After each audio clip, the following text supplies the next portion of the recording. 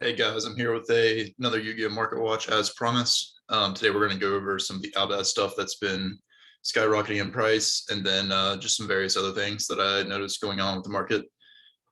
So to start off with, we're looking to Branded in Red from Burst of Destiny. I mentioned this earlier this week when it was around like 75 cents to $1. It's now gone up to around $2. And there's still some that you can get with more expensive shipping that are going to be around $1. That's really not too bad. If you haven't picked yours up yet and you're going to play this deck, I don't think it's going to get any cheaper than this for sure. So you definitely need to go ahead and pick these up. If you're not playing this deck, I don't know that I would pay $2 for this card, expecting for it to go up too much higher in price. There's just too many cards already that have gone up a lot in price. So it's kind of hitting a ceiling now. Where something has to either lose value or some things need to just maintain their value. Otherwise, people are just going to start selling these cards because it's just ridiculous how much money is in Despia and Albaz in general right now. I think this Branded in Red will probably be somewhere around $3 to $4, maybe $5, depending. But yeah, if I pick these up, I would probably look to sell them for around like $2.50 to $3. But if you got them for like 50 cents, 75 cents, like you did pretty good. Moving on, Branded Opening is coming from Dawn of Majesty. It's a super rare. These were like $3 to $5 before, and recently they just really have gotten bought out. They're around $6 to $7. Really, with shipping, you're looking at towards $7. Again, I would not pick these up unless you're playing the deck. Maybe you'll get lucky if you wait a little bit and things might calm down a little bit, but it's hard to say really. This is just ridiculous that this super rare is so expensive. Even like Tri Brigade, when that was the best deck, like the one super rare that was like not reprinted that was kind of hard to get was Tri Brigade Kit, and it kind of maxed out to $4 to $5. So I just can't imagine why this is $7. It just seems ridiculous to me. But if you have these, like absolutely sell them. Masquerade the Blazing Dragon, also a Albaz card, coming out of Burst of Destiny. It's an ultra rare fusion monster. Pretty generic. You just need one Despia monster plus one light or dark monster. So I mean that gives you a lot of options, especially for super poly targets. But this has been bought up and is going for around $7.50. I think it was going for around $10 at some point. But as you can see, the market price is like $8. Let me try to around $8.41, which is just crazy. It was not too long ago where this was going for like $2 to $3. You can also sell these if you want to. If you have them, I would if I had them. Okay, so for the 2021 10 of Ancient Battles cases, I was looking through here and noticed, like for the most part, they're around $155 to $160, but I noticed that this seller, which has a pretty good feedback, is selling them for $135. And the other is $20 shipping. But if you're looking to pick up like 2 to 3 cases, maybe 4 or 5 cases, this is like an insanely good deal because he has 5 cases, so you get them for $135 each, and then you just average that $20 shipping over those 5 cases, which comes out to around $139 per case, which is really, really good. So if you're looking to buy cases now, it's like a really good time to get them. They really can't go much lower than this. So if I was looking to pick up more cases, I would definitely do that. But we can take a spin through this set and see how cards are doing. We still haven't seen anything kind of take off in value yet. Crossouts are still in that 30 to 35 range. Triple tactics are still around 20, which isn't bad. I still think you should get the original print if you want to pick these up, even though it is a lot more expensive. But I just think the secret rare will hold its value. Ice Dragon's Prison's around $8. So that has gone up a little bit because that was down to like $6. Oh yeah, AA Zeus is also going up because that bottomed out to like 11. Now it's going for around 16 to 17. Ecclesia maintaining, maybe going up a little bit. The Dear Servant's down quite a bit. It was selling for like 10 to 14, but that's because it's limited to 2 copies now. Fractal is really good price. But for the most part, everything is like, it's $2 to $3 or below. Torn scales at $1.80. That's really, really good. Titanic Light is actually a card that I would probably pick up. And that like kind of falls into the Albaz cards that you would be playing. I think the secret rare is still like $15 to $20, just because everything out of Rise of the Duels is really expensive. And I think it probably will get reprinted, but it'll probably be reprinted as a common in the structure deck if it does. I can't remember if it's going to or not. But for an ultra rare for 60 cents to $1, it says market price $1.60, so maybe more towards $1.50. That's still pretty good. I also know Floor Release is getting reprinted, but lots of good cards in here to pick up.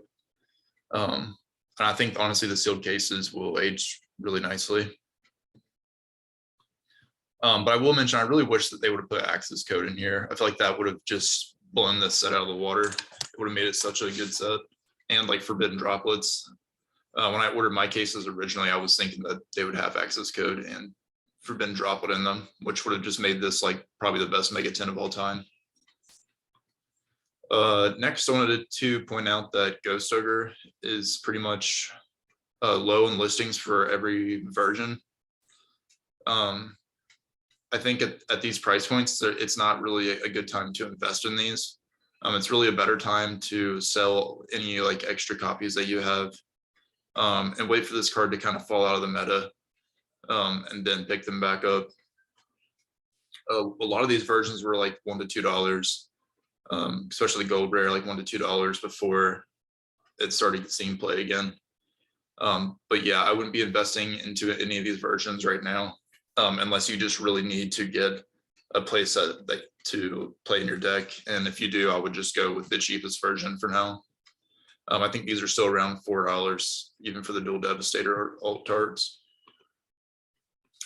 Next, I kind of wanted to go over Ghost Mourner and Moonlit Chill. We've been seeing a lot of hand traps go up in price, specifically Ghost Girls. And if you look, the secret rare is only down to 8 listings, and it's around $25, which to me is crazy, seeing how many reprints we have of this card. But I think the reason why is just because we've seen consistently every first edition secret rare Ghost Girl just go to the moon. So people aren't taking chances on this one. I actually do want to pick these up. I had a playset at a certain point in time, but I sold them when they were really expensive, like towards the $35 mark. So I do want to pick them back up again, but I'm hoping to get them for like $18 a piece. But I do have a playset of the ultra rare reprints, and I do have one of the not this one. I have the alternative art, which I have here. I found a couple of boxes at my Target, so I opened one, and this is what the art looks like. It looks pretty good. I'm not a gold rare fan myself, but it does look pretty good. But yeah, I would pick up the ultra rares and have those, and then if you can find some cheaper copies of the secret rares, I would get those as well. But I think this is going to be a really good investment. Next, I wanted to cover Speed Duel Tournament Pack 1. If you didn't know, they just re-waived this tournament pack. A lot of these cards are really expensive, so like Blue Eyes White Dragon was going for around $250, and I think Dark Magician was going for like $180. Just because they're really hard to find. Not many places run Speed Duel tournaments, and so these are just really hard packs to get. And the main card I wanted to talk about in this set is Dark Magician Girl. This was going for around $15 to $35 at some points, but since it got re-waived, it's really, really cheap. It's like $4. I think when I bought mine, it was $15, but you can get them now for around $4, going up to $5. And if you can find a stack of these, that's really the best way to go. Yeah, so like a stack of 3, like a playset for $5 a piece is really good. If someone had like 15 of copies of this, I would get them for $5 a piece, but it doesn't look like anybody does. It's probably going to be much more expensive. But keep your eye on this card. It looks really good. And I think that this set will age really, really well, considering how rare it is. I can't imagine there being like an OTS tournament pack super rare or like ultra rare of like Dark Magician Girl. That would be like insane. Not that they have ultra rares, but they only have super rares. But it's just really hard to get these, is what I'm trying to say. And they look really good.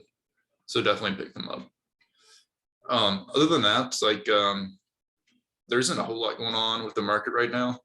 Other than anything related to Despy or Albez, like everything in that camp is just going crazy.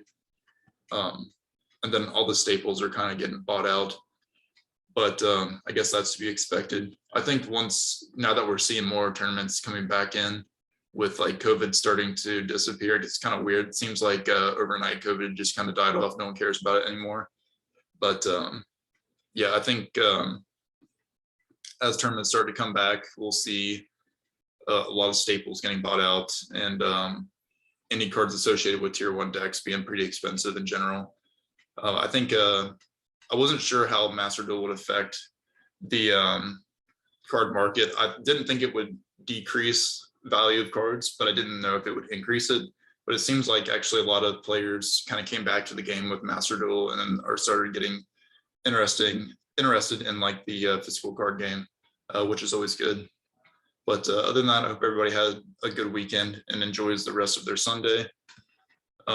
We'll be back next week with maybe some more deck profiles and more market watches.